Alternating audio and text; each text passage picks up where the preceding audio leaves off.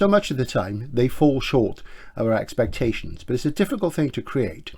So today I thought we'd look at two of my favourite alien races from the... That's such a strange thing to say. My favourite alien races and other stories.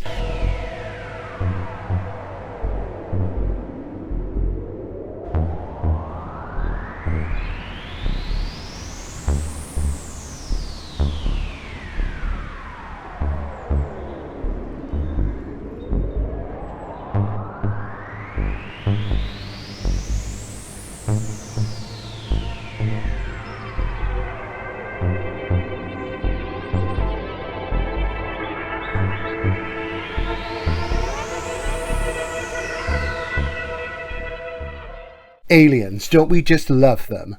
Now, do we really love them? How often are they that convincing? How often are they that interesting? How often are they just plain silly? What really matters for me are two questions.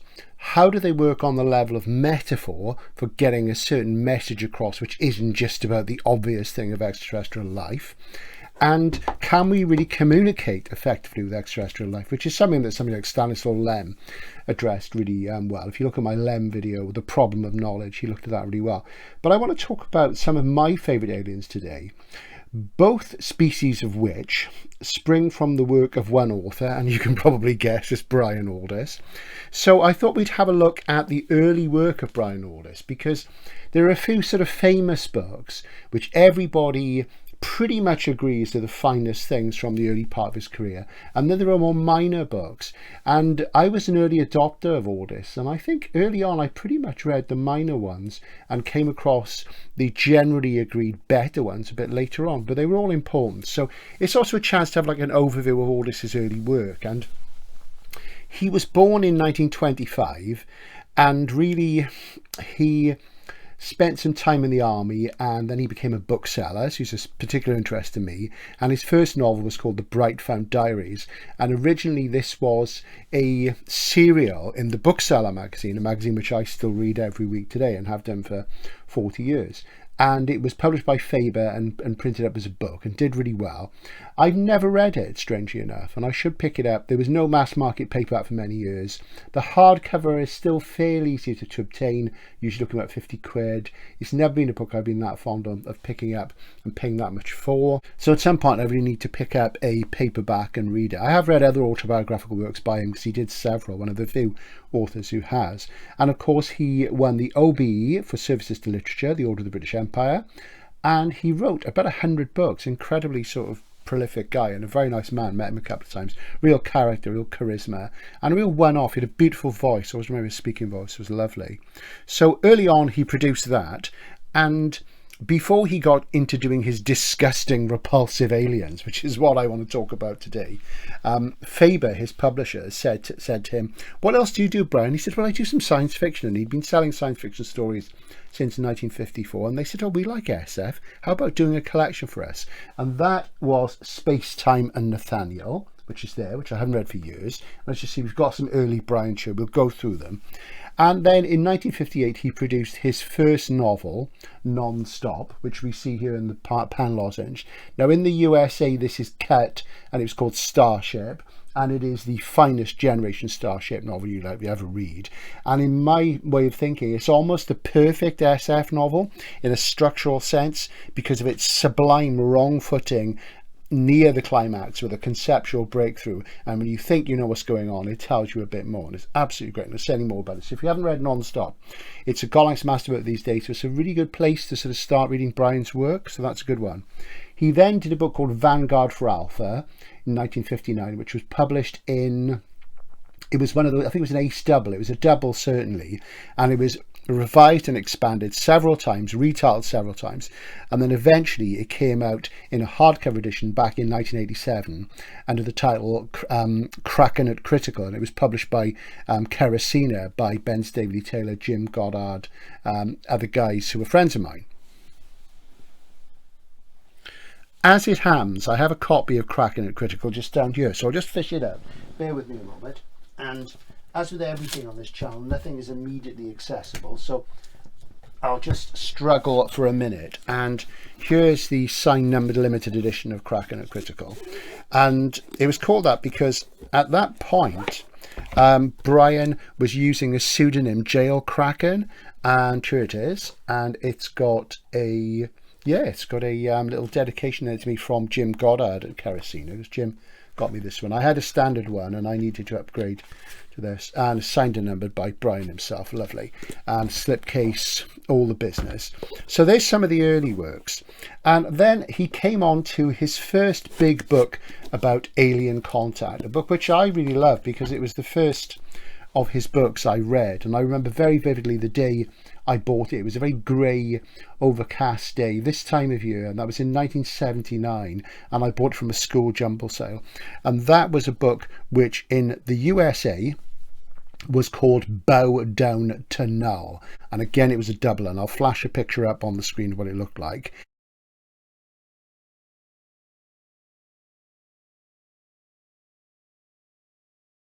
And it was cut again, and it was restored for the UK edition, which came out a year later, and as The Interpreter. And that's The Interpreter there, and this is the copy I bought. And I loved this at the time. Fantastic book. Really, really nightmarish aliens. And probably the nicest edition of this book is the 4 square one from the early 60s. And I'm hoping to pick one up soon, and maybe I'll get one at the Paperback Fair if I'm lucky, because that is a great depiction of what the aliens in the story, who call themselves the Null. They're from a planet called Partacy, is the name of the planet, Partusians. They call themselves the Null, and what they look like, and they are absolutely horrendous, nightmarish, really, really something.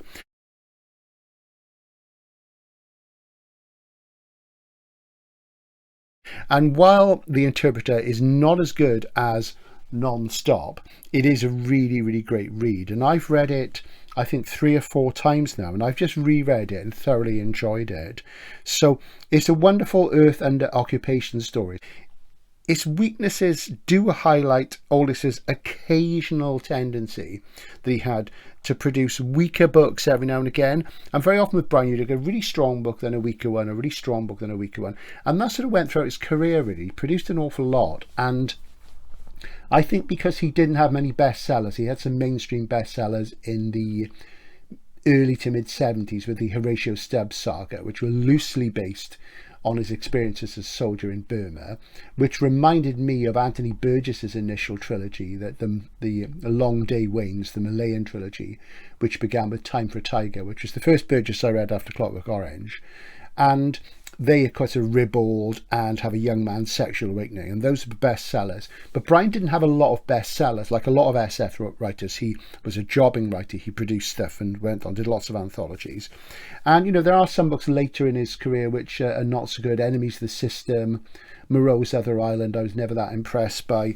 But they are good books, but they're not as accomplished as his touchstone works. So what struck me about The Interpreter was the nightmarish quality of the aliens and the claustrophobic world that they imposed when they invade Earth in the novel. Frightening, I mean, literally chokingly so, both literally and figuratively. And the hold they have on Earth feels like a real stranglehold, and it's really, really unpleasant. And the Null in the story are tall. They're about 9 or 10 feet tall, and they're cylindrical, and they have tripod legs and 3 arms. So if you imagine a walking fleshy cylinder 9 or 10 feet tall with a starfish halfway down and a starfish at the base, and the starfish has 3 appendages, so, and they weigh about a ton. They're really bulky, dangerous things, and there's a ring of eyes, and they have like a coxcomb at the top of their head which moves and changes color with their emotions. And they are very interesting because the Null have 3 genders. All their identity confirming features are hidden underneath their armpits, underneath their arms, and their scent glands, eating, their sexual organs are all in the armpits. And the Null have 3 sexes, so it's impossible to tell whether they're male, female, or neuter. And I think Brian did neuter in another book as well. Yeah, we'll come on to that later on. So atop their heads, they have these cockerel-like coxcombs, and they change colour with their emotions and expressions. And the Null can't breathe the atmosphere of Earth. So their buildings and cities on Earth are under force fields, like geodesic force field domes, which are filled with a toxic gas mixture that they can breathe. So underneath these domes, the atmosphere is not Earth, it's Partacy. And the Partusians have this vast galactic empire, which has been going for like 1 million years, and they're really well entrenched. And Earth is just on the edge of it. And they rule a vast number of planets. And on Earth, they tend to exploit their resources. And one resource they really like is wood. So this may seem strange, but there's a lot of forests on Earth. It's been reforested, and people are working on growing and harvesting, chopping wood, and they export that off-world. So our cities and civilization have been leveled centuries earlier for these forests to be sown. And if you think about it, that's rather similar to what Tom Dish did a few years later in the Genocides, where the aliens decide to take over Earth and they just seed it with these huge plants, and it destroys human civilization. So it's a similar sort of thing. So you do wonder whether Tom Dish read The Interpreter. I wouldn't be surprised if he did, because he would have read it as Bow Down to Null. What a great title.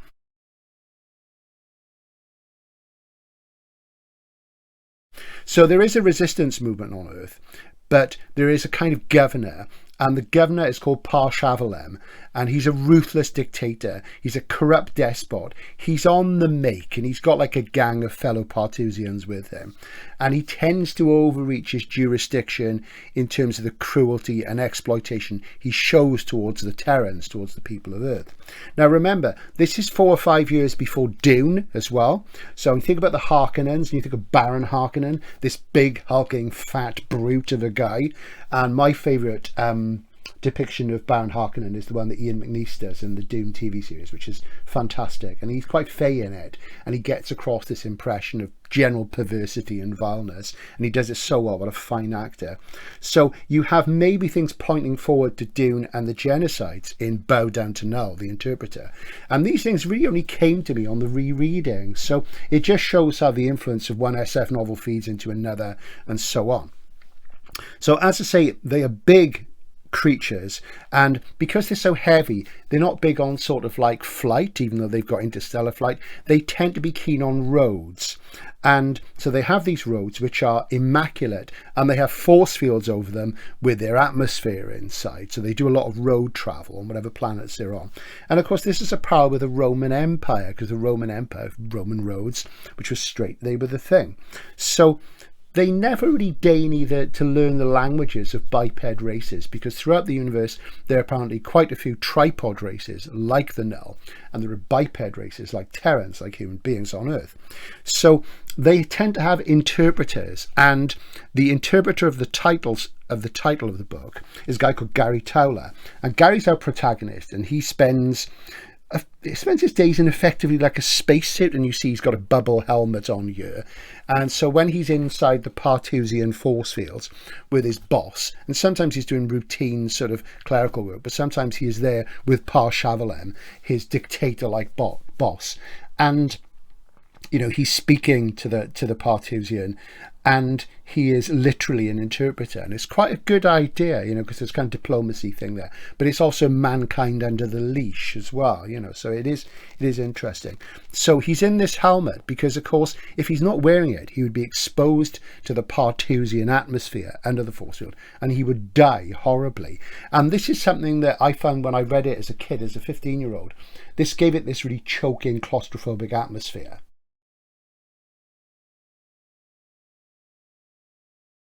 Now, Gary Towler is working with the resistance on Earth, who have been gradually building things up, and they hatch this plot to expose Parshavallem's utter despotism and his corruption and his cruelty and pocket lining, when an Imperial inspector called Sinovret is coming to Earth. And Sinovret, he has a feeling, because there's rumours and things going on throughout the Partusian Empire, saying that things are not quite right on Earth, and Earth is right on the edge of their empire. So he's coming to inspect things, and basically then Parshavalem has to create a false impression towards Sinovret, or he'll lose his meal ticket on Terra. Gary is under pressure from the Resistance to get the facts across to Cinevret, because he'll actually speak to him. He's also under duress from his boss, Par-Chavalam, to distort the truth about what's happening. So he's kind of between the hammer and the anvil. So he has these pressures. He has the pressure from the Resistance. He wants to revolt, of course, himself, but he's got to think about his life and, you know, what he can get away with. Can he convince Cinevret?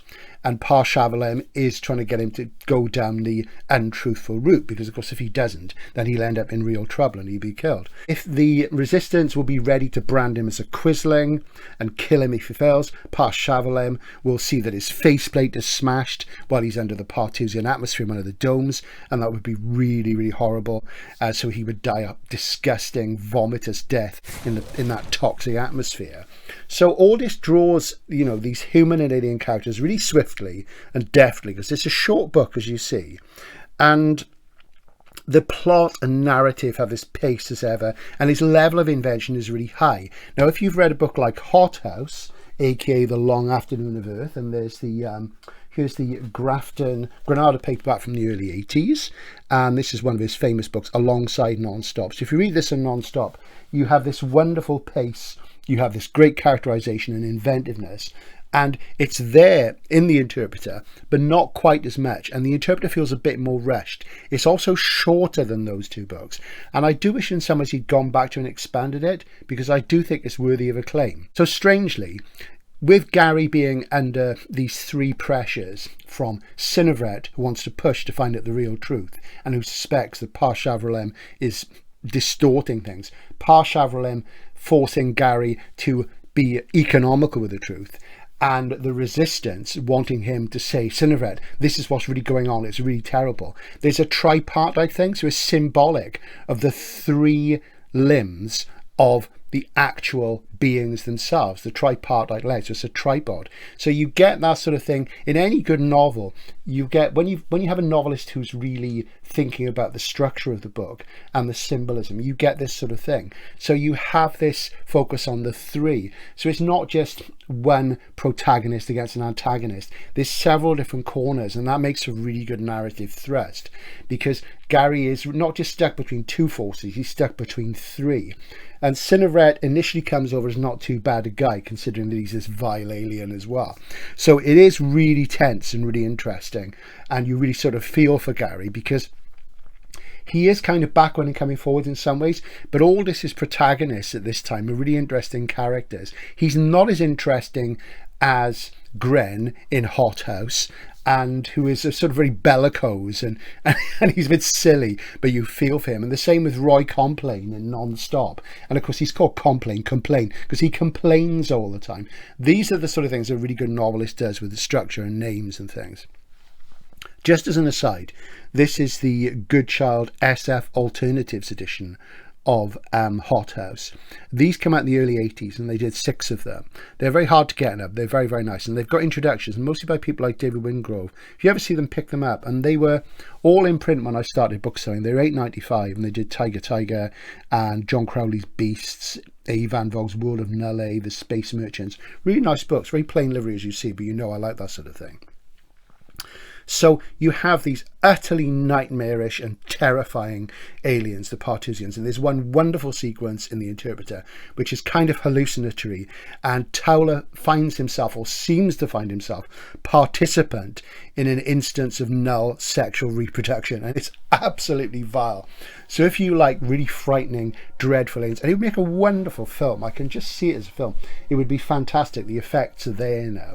So if you imagine something like The Thing, but able to speak, and a load of them on Earth, and this whole atmosphere thing, it's just really, really gets under your skin, and it's good stuff. But it is a shame it's not as good as Hothouse or Non-Stop, so it shouldn't be your first Aldiss, but it is really worth looking at and worth reading. It's kind of memorable and flavoursome, and in its evocation of this alien imperialism that allows these grifter type characters to exploit and flourish, is particularly successful in the way it depicts utterly terrifying invaders, and these are what have sort of held on in my mind really. And it's also the ability that what all this does, instead of the Earthmen being united and all together, there's this infighting between them, And that's what people are really like. You know, if we weren't human beings, we would be like that. And this whole idea that we'd unite against a common enemy, yes, but we'd have different ideas about how we do it. So it's really entertaining, entrancing narrative, and all this puts all this sort of stress into it upon Gary, and it really adds spice to the narrative.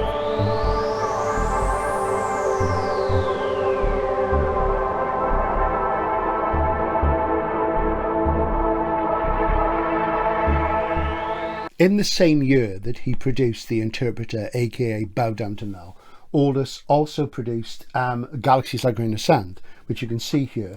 And I think this was the second Aldiss I read, and it didn't entirely sit that well with me at the time. I was a bit baffled by it. It's a collection of short stories that have linking intermissions, like frame narrative, and it does form a future history.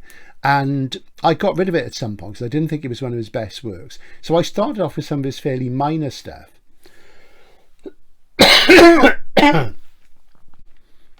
But I've been looking for the edition that I had of Galaxies Like Grain of Sand, and it was the title which really sort of grabbed me at the time. It's a future history. It was my first future history, and it's not a subgenre that I'm really that fussed on, really. You know, it's interesting to have a shared background, and that's a good way of settling things, but I am going to reread it soon because it's been 40 years, so I really need to get back into it. And I know a lot of you out there like future histories. I know Matt Defoe at Science Fiction Reads, hey Matt, loves future histories. They're not really my thing, but they can be a handy way of structuring stuff. And I guess that was Aldiss's nod to Heinlein, really, more than anything else. So I need to reread that. And I've been trying to get the Panther edition, which I had back in the day, which has sort of orangey yellow livery.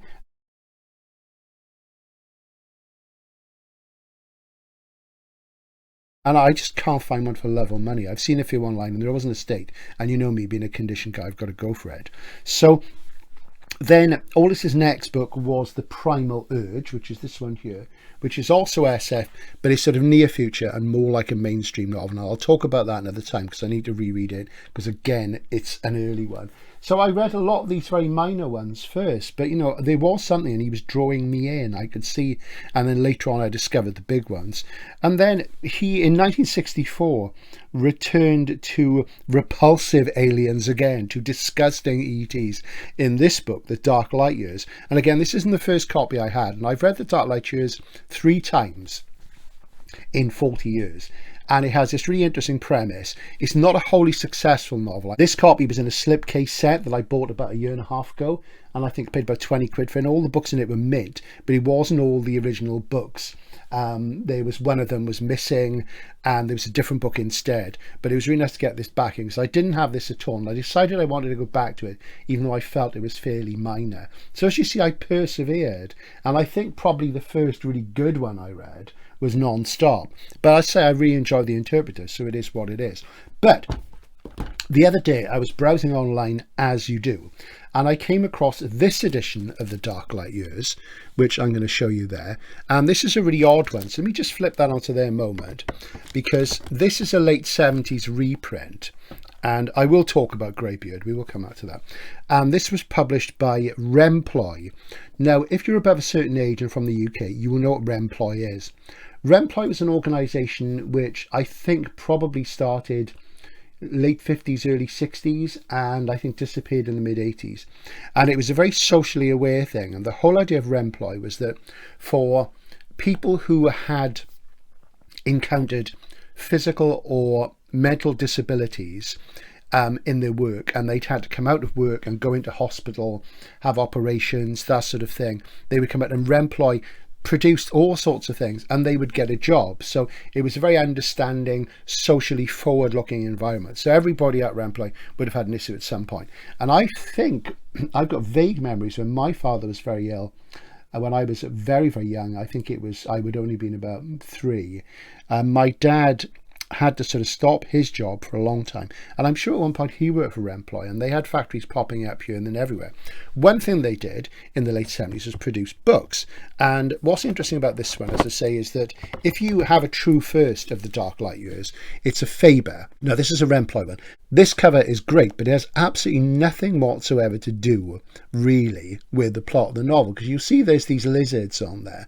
And there are small connections there, but the aliens in the Dark Light Years, who are disgusting, are not like lizards, even though they do have little, let's see, parasite removers, which you might describe as lizards. So there you go. So I'm just going to show you this. And it comes in, it's rather nice ruby binding, and it's a little octavo, as you see, and it's priced at £4.10. And they also did one of greybeard, actually, which I'm looking at online, and these are quite uncommon, and I don't think they did much else SF. So this dates from 79, but very nice, I think you'd agree. But what is repulsive, repellent, and generally not very nice about the Dark Light Years?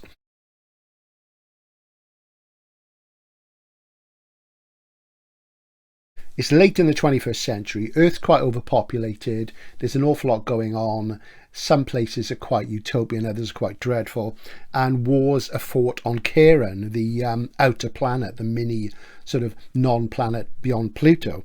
And also something that's been discovered is the transponential drive, which is like an FTL thing, so we can start to explore other planets. The way the transponential drive works is that it doesn't push the ship through space, it pulls the space to the ship. You're probably familiar with that idea. It pulls that forward, and that has been used and suggested as a means in various SF novels.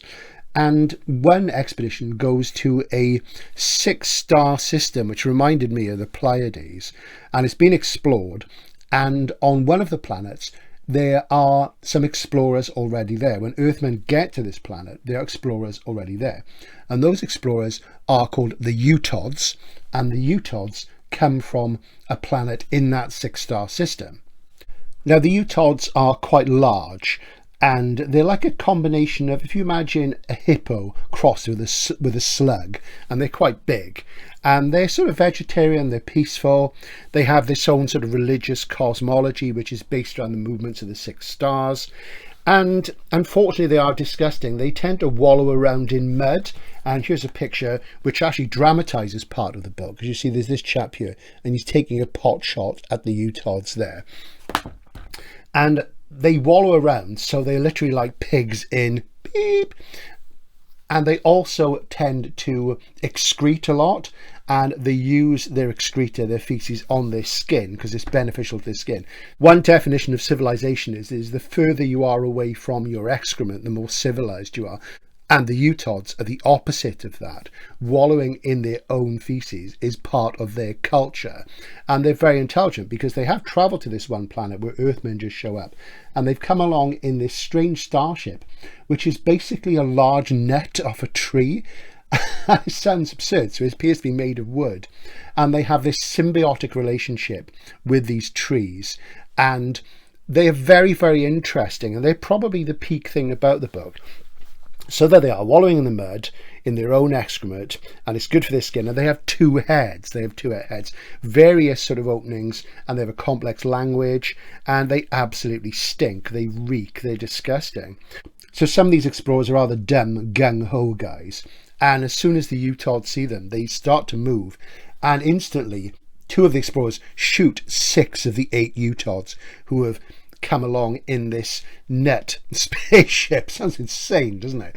And, you know, they just kill them. And it's that classic thing of, God, you know, come on. Just because something doesn't look civilized doesn't mean it isn't. So 2 of the 6 Utods survive and are ferried back to Earth on a terrestrial starship. And they go into an exozoo, an exobiological zoo, so they're there with other aliens, and they're treated like animals. And in the meantime, there's different dialogues between scientists and other people involved in the expedition about the relative intelligence of the Utods. And when they discover that the net is a spaceship, and it's absolutely full of crap, literally, it's full of the Utods' leavings, shall we say, their droppings, their dung, then people are disgusted. But at the same time, they find the drive, and the drive is really strange and really interesting. So while some people see them merely as pigs in silage, assuming that such stinking, filthy creatures can only be mere pachydermatous animals, Others think, no, there's more to it there. There's clearly communication going on. There's an intellect there. Then it's discovered that the Utods don't feel any pain. They don't have a nervous system in the same way that we do. And that vivisectionists then see the potential of the Utods. Because these wars are going on Kieran, and the way wars happen on Earth now, there are no wars on Earth. You have to book space on Kieran, and the two nations or two sides go out there, and it's more like chess. They sort of fight these battles. If the agents in the Utods' bodies can be synthesized so that the future soldiers are super soldiers that feel no pain, then that's going to be pretty useful in a war situation. So the central character of the Dark Light Years is a guy called Ainson, and Ainson is one of a large cast of human characters in the Dark Light Years. And again, the Dark Light Years are a great title that really sucked me in as well, because it has a real evocative feel about it. If this novel has a real weakness, and it does have its weaknesses, it's the fact that there are too many characters for such a short book, and they're not drawn enough, and some of them feel unnecessary. In a way, Aldiss sort of tries too hard to make too many points and to draw too realistic a picture, and it doesn't always work. It sometimes falls flat in its face. And having read this 3 times now, and I probably won't read it again, then it doesn't quite come up to scratch. And Kingsley Amis loved this. He thought it was really good but really important. Now obviously they were chummy, and Amis liked SF a lot, but for me that's always been the problem with it. So Ainson decides to sort of get away from Earth after seeing the Utods on Earth and go off to their planet to study them, and he manages to do that by assuming a pseudonym. He uses a pseudonym which Oscar Wilde used, and it's a literary reference. I'm not going to tell you what it is. He uses a name of a character from another novel, and it was a name that Wilde used when he wanted to sort of disguise his supposedly disgusting, filthy habits. Because, of course, when Wilde was under the gun way back at the end of the 19th century, because he was homosexual, that was referred to as a filthy habit. So it's got that level of Swiftian satire. And, of course, there are scatological things in Gulliver's Travels. So this thing about excrement that goes through the book is used in a very Swiftian way. It's not a laugh out loud funny book. There are sort of wry moments in it, and it doesn't succeed artistically as much as Non-Stop or Hothouse or even as The Interpreter, but it is worth a look. When you look at Aldiss's early work, you're struck by the sheer creativity and originality, the energy, the texture, the richness, the fullness, and the body and the weight of true artistry, the novelist's art that he brings to these works. So if you haven't read The Dark Light Years and The Interpreter, I would say they're worth reading, especially if you've read the other ones. If you haven't read the other ones, you really must read Non-Stop. I talk about Non-Stop, I think, in my conceptual breakthrough elements of SF novel, and it really is structured very, very well, and it's a very exciting read. And Hothouse, one of the most creative and imaginative books you'll ever read, and it's in a Penguin Modern Classic these days, and it's great fun. So he has all the virtues of a real novelist. He also did things which nobody else was doing. He was always quite keen to sort of get sex on the agenda, which Sturgeon and Farmer had been doing in the States. It wasn't being done so much in the UK. And so he was like a precursor to the New Wave thing in that as well. And he did some other books which were really important at that time. Report on Probability A, which is where he takes the techniques of the French Nouveau Roman of the early 60s, the new novel, which is the sort of thing done by Alain Robbe-Grillet and Nathalie Sarraute. And often these were very analytic, almost mathematical works where things were described in real detail, and they were quite dry. And he did that in this, which he wrote in 62. But for those reasons, nobody would publish till 68, when the rest of the world caught up. So he was an innovator from the beginning as well, and he did an awful lot for SF. But for those of you who have read these works, if you haven't read Greybeard, and this is the Seven House 80s hardcover, which is the revised edition, it's a Gollancz masterwork, and that contains this edition. Greybeard is probably his finest early work, and that comes around 64, 65, just after The Dark Light Years, and it's a great English catastrophe novel. It's very pastoral. It has the same basic idea that P.D. James used in her book The Children of Men.